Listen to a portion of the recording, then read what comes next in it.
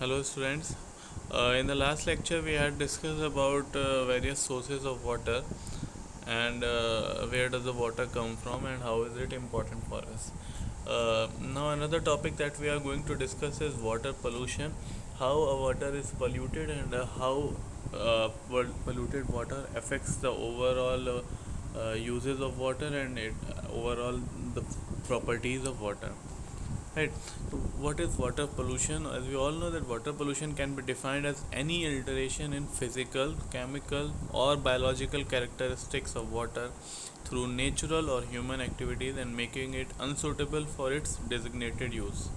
That is, any water which has been polluted in its physical form, or like its color, like its turbidity, or its chemical form, like its chemical concentration, or its biological characteristics like the presence of microorganisms in it, everything that leads water to be unsuitable for its use for its designated use, which may be potable or which may be washing purpose or which may be any other purpose, that water is called polluted water. So on the earth the water is present basically in the fresh form, but due to human activities or due to natural conditions water often gets polluted, so it becomes uh, unavailable for drinking or agricultural or irrigation purposes, right? So this contaminated water is called wastewater, right? What are the basic impurities in water? There can be undesirable chemical constituents, like we have organic constituent benzene, carbon tetrachloride, styrene, etc. Or we can have inorganics like chloride, sulfate, iron, manganese, sodium, total hardness and total dissolved solids, right? We can also have toxic constituents like nitrate, arsenic, chromium, or any other heavy metal, right? We can have also undesirable physical characteristics like the water may give a bad taste, it can have an false odor, or it can also impart color, right?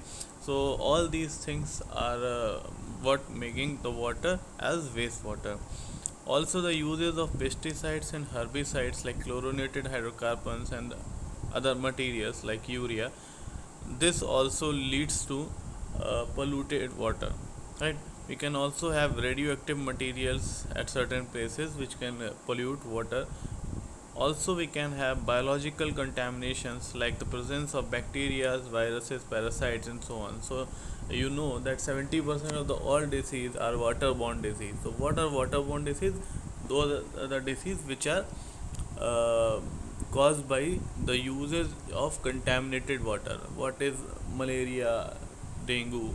Or what happens is that it forms or it becomes a breeding ground for parasites, right?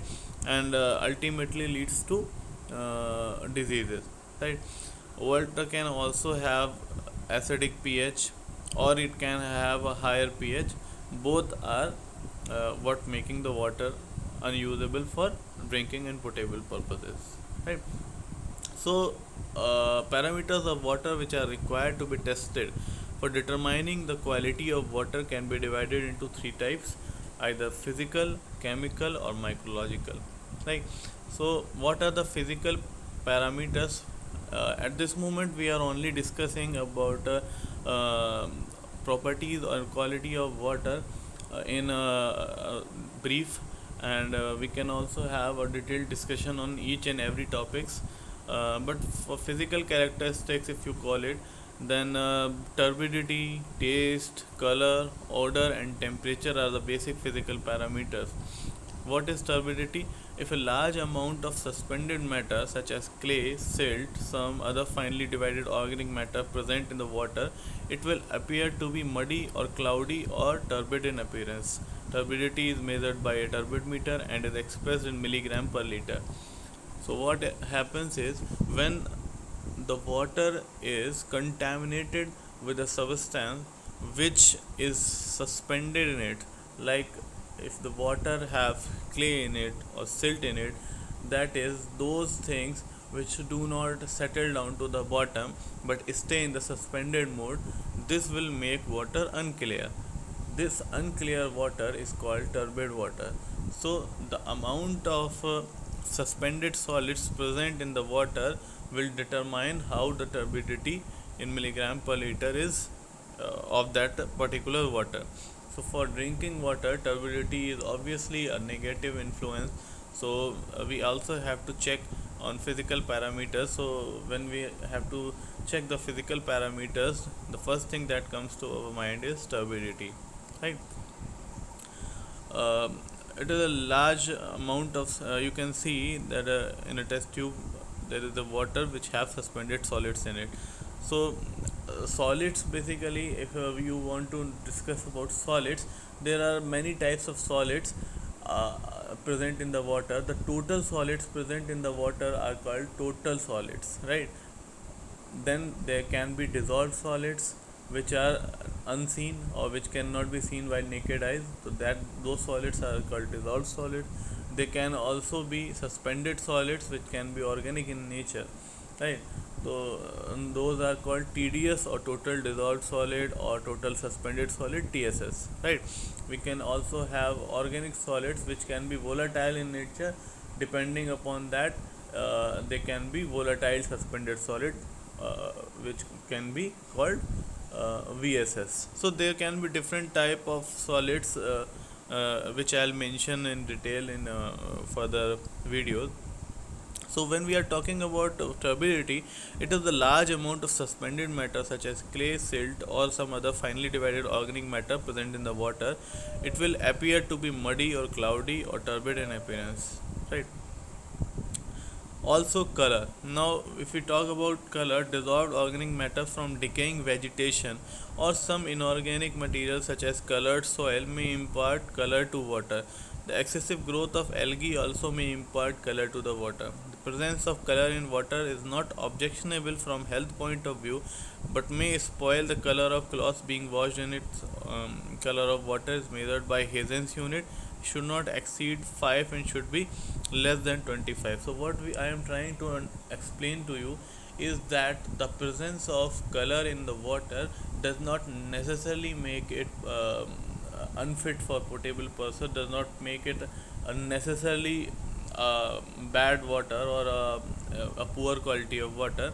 But what happens is, for an aesthetic purpose, large amount of colors present in the water makes psychological impacts on the users. And also if the amount of water exceeds 5 to 25 Hazen's unit, then it may impart that color present in it to the clothes or utensils that you are washing in it.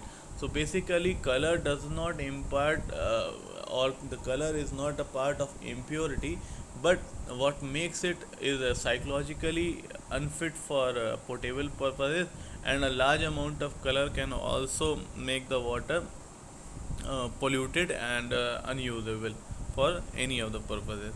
So color is also an undesired property of water, and it can be caused by several type of soils or several type of bacteria, algae, and it can also be due to some chemical elements present in it, right? Now, uh, dissolved organic matter from decaying vegetation or some inorganic material such as colored soil may impart color. We have discussed already this. The presence of color in water is not objectionable from health point of view. It may spoil the color of cloth being washed in it. Yeah, all these things that we have discussed. Taste and odor, right? So the dissolved organic matter, inorganic salts or dissolved gases may impart taste and odor to the water, which generally occurs together. Many gases that can be present in the water in the dissolved form, like H2S, like CH4, like CO2, and sometimes O2, etc., and some mineral substances like iron, sulfates, may impart taste to water. For drinking purpose, water should not contain any undesirable taste and odor, right? Mostly when H2S is present in water, it leads to a very foul odor, right? So it the water becomes unusable for the consumers. So the odor should not be there in the water, and the water should not also give any undesired taste. ठीक है.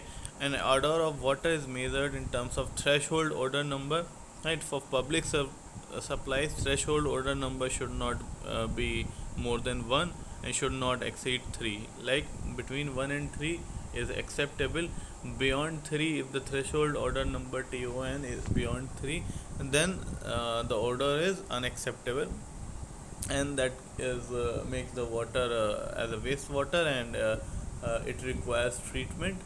Also, there can be chemicals which can impart odor or taste into it, so the amount of chemicals should be checked, so that not a large amount of chemicals are present into the water. For example, like chlorine is used as disinfectant, right? So but if the amount of disinfectant or the amount of chlorine used as disinfectant exceeds a certain limit, then it will impart a false taste into the water, which will make the water unusable or unconsumable. So we have to make sure that even if a chemical is introduced into a water supply scheme for disinfectant purposes, then also the amount of that chemical is calculated and kept in check, so that the water does not have a taste which is making it unfit for consumption purposes. Temperature, when we talk about temperature of water has no practical significance. uh, However, temperature of water should be above 10 degree, while temperature above 25 degrees centigrade are considered objectionable. So rightly said, that the water should have a normal temperature between 10 to 25 degrees centigrade. Temperature will not adversely affect, but for safe consumption and for consumption, basically the temperature should not go beyond 25 degrees centigrade. ठीक है. uh, Now if we discuss the chemical properties of water, so what chemical parameters can the water have? It may include solids, as I had told you. The solids can be in the form of suspended solid, the solids can be in the form of dissolved solid, and solid can be in the form of the volatile solids. It can also have hardness, that can be carbonate or bicarbonate hardness. It can have chlorides, it can have different values of pH, it can have dissolved gases like oxygen, carbon dioxide, and hydrogen sulfide. It may also have dangerous nutrients like nitrogen in the form of nitrates and nitrites, right? So we also have to check whether the presence of nitrogen and nitrite is affecting the quality of water. um, at certain places in the groundwater, the presence of heavy metals imparts that heavy metals into the water supply. So before water supplying, and especially in the case of groundwater, the presence of a heavy metal within the permissible limit should also be checked, right? So there can be metals like fluoride, iron, manganese, lead, arsenic, iodide, and cadmium that may be present at certain places in the water. These may or may not be present in the water, and these may also be present in a single item. For example, arsenic can be present near industrial supplies, but it is not necessary that where arsenic is present, cadmium will also be present, or iodide will also be present. So the type of impurity that we have to look forward to treating the water for that only, right? Now next we talk about, as I had told you that in details we can discuss total solids and total suspended solid. The total amount of solids can be determined by evaporating a measured sample of water and weighing the dry residue. What we do is, we measure the amount of water, and after measuring the amount of water, we heat it such that the water is evaporated and all the solids are left behind.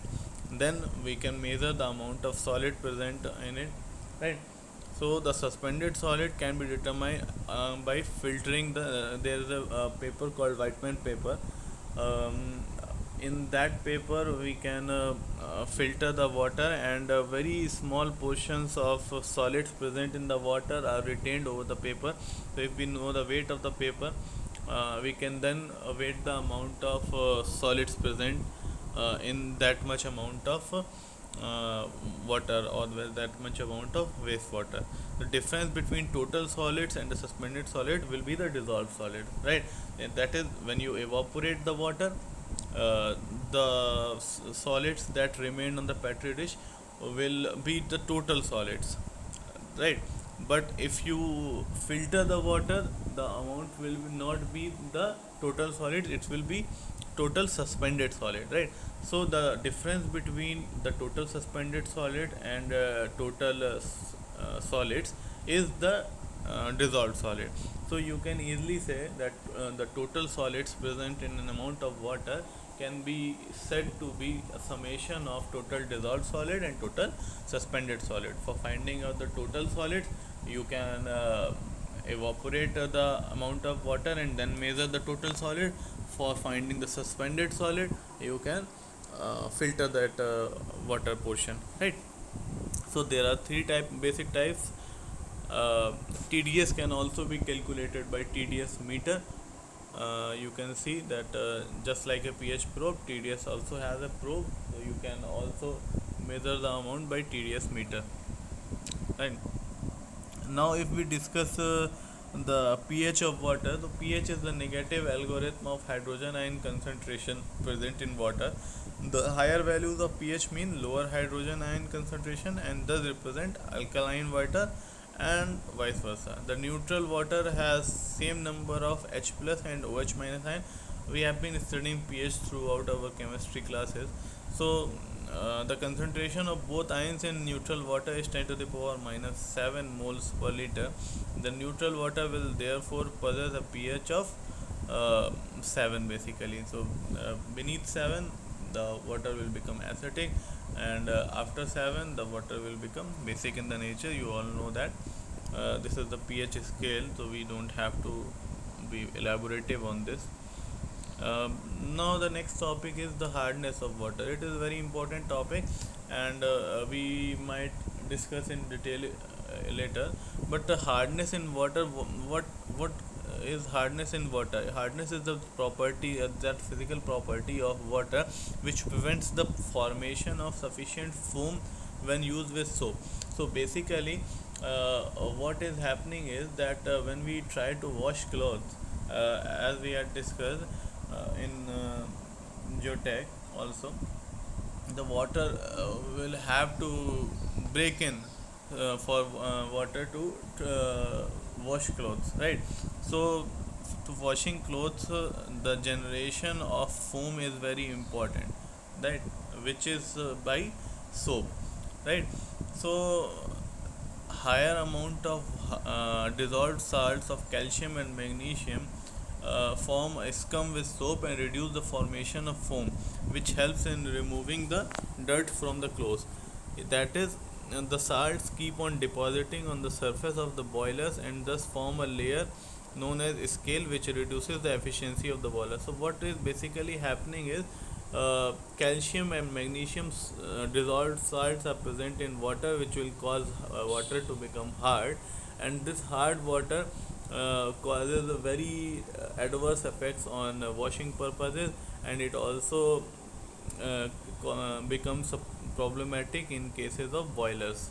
That in the cases of boilers, a layer is formed, a layer is deposited on the boiler, reducing the efficiency of it, right? So hardness can be of two types: the permanent hardness and temporary hardness. The hardness is known as temporary hardness if it is due to the bicarbonates of calcium and magnesium, as this can be easily removed by boiling water or adding lime to it. यानी कि अगर आप जो है पानी को boil करते हैं तो आप जो टेम्प्रेरी हार्डनेस है उसको रिमूव कर सकते हैं. ऐसी कोई भी हार्डनेस जिसको रिमूव करा जा सकता है, दैट इज़ टेम्प्रेरी हार्डनेस, और जो कि किस वजह से होती है? बाइकार्बोनेट्स की वजह से होती है, calcium bicarbonate, magnesium bicarbonate, right. इसको बॉयल करके जो है या फिर लाइम ऐड करके आप इसको रिमूव कर सकते हैं. By boiling the carbon dioxide gas escapes and the insoluble carbonates are deposited, which cause scaling. If sulfates, chlorides and nitrates are present, they cannot be easily removed by boiling, and such water requires water softening methods, and this type of hardness known as permanent hardness. That is, If sulfates and chlorides and nitrates are present in water, they will cause the permanent hardness. So there are two types of hardness: the bicarbonate hardness and the non-bicarbonate hardness. The bicarbonate hardness can be removed easily by boiling or adding lime to it. The non-bicarbonate hardness can only be removed by using water softening methods. Right now, this is an equation you can see.